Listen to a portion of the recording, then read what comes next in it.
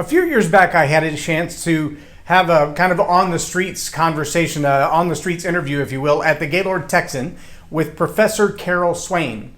Dr. Carol Swain is actually a professor at Vanderbilt University in Tennessee and quite the informed and educated woman in the area of history and politics, especially American history, American politics, and has lived through a lot of the race wars, if you will, in the United States. And so her insights as an African-American college professor in the United States were very bold and very direct. And if you can find that interview on my Tell It Like It Is page on Facebook, it would be an interesting thing to go back and take a look at. I don't know all of your resume. Give us a little bit of a rundown on who you are and how you know so much. Well, I'll do the best I can today, but I'm a professor of political science and of law at Vanderbilt University. Wow. So I'm a political science by training, and I was tenured at Princeton as a congressional scholar. Wow. And so I'm not an expert on Marxism. I only became interested in Marxism in the last 5 years or so when I watched the political correctness and a lot of the identity politics and how they were doing multiculturalism, what was taking place in America, and that's what got me studying some of the early Marxists and seeing the impact that they've had on the U.S. society, but also how devastating they've been in other countries. Now, but one of the things that really stood out was this idea of someone stealing your idea. Have you ever had somebody steal your idea? You come up with a good idea at work, or you come up with a new project that you want to do, or you actually make a gigantic change in an organization and someone else takes the credit for it. They raise their hand and say it was me. Or they take the prize, they take the award, and you get nothing. Welcome to Leading Leaders Podcast. 5-minute videos, 5 days a week. I'm J Loren Norris with Leading Leaders Podcast, and I'd be willing to bet at some point in your life, at least once, if you're an adult, someone has stolen the credit from you. They've stolen the limelight. They've taken what you've done as their own. They've taken all the kudos and all the awards and all of the accoutrements of being successful when they didn't do the work. They let you do the work, but they took all the glory.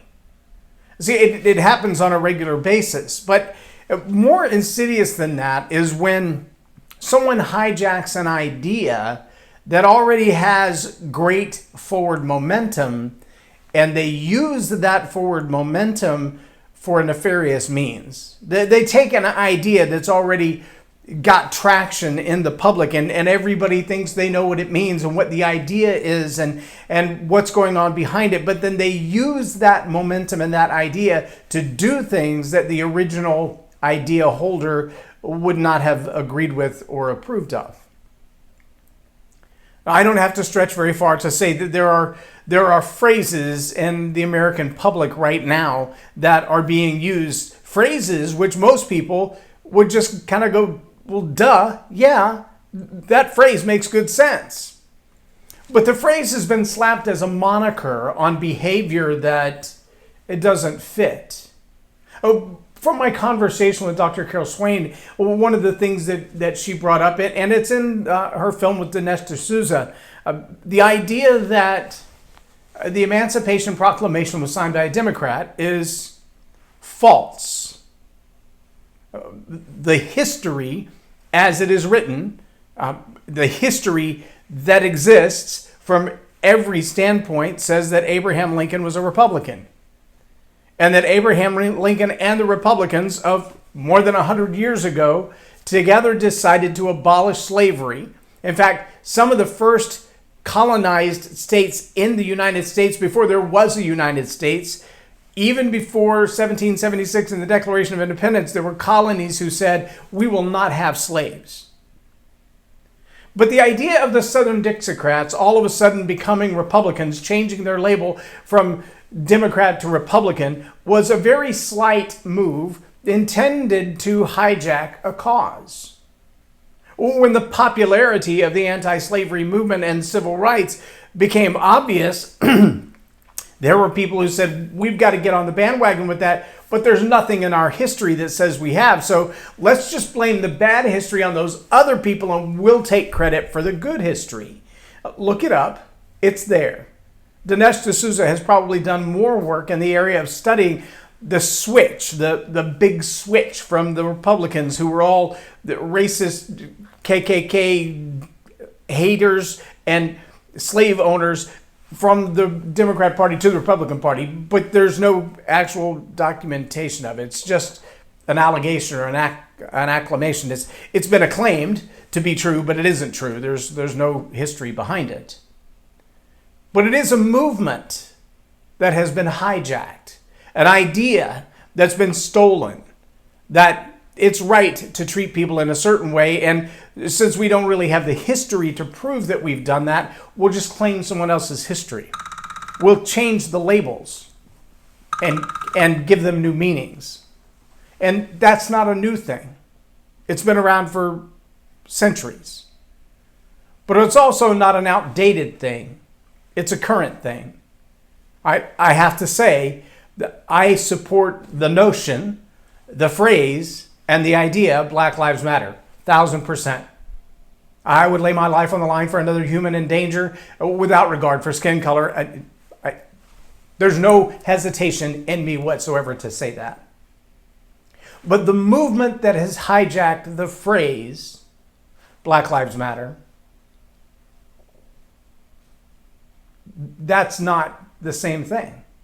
What's happening isn't doing the lives of Black people any good. It's not creating goodwill. It's not bringing justice. Chaos, yes. Havoc, yes. Costing millions, if not now billions of dollars in damage, yes. Straining our society, yes. Political unrest, yes. Amazing that it always seems to happen in an election season, is it not? Again, there's nothing worse than to have someone claim credit for the work that you've done. Nothing worse than for someone to hijack your idea. I 1,000% stand behind the phrase Black Lives Matter. There's no question in my life. None at all. But the organization that has adopted that phrase, I believe, has hijacked the meaning of it, has hijacked the purpose behind it, has hijacked the justice being sought, and instead is seeking demonstrable revenge, retribution, chaos, and destruction. Many started with this movement with a good heart, with a good intent, to bring justice, to see justice, to see things done right, to cause a challenge, to create at least the awareness for somebody to back up and go, you know what? We ain't doing that wrong. And that is absolutely necessary. But what we're seeing right now is not an attempt to seek justice for those who've been ill-treated. What we're seeing right now is an attempt to overthrow the American way of life. And I don't mean a racist way of life. I mean an American way of life where America represents, for people of all nations, for people of all races, the greatest hope for our future, the greatest evidence of justice in the past 200 years.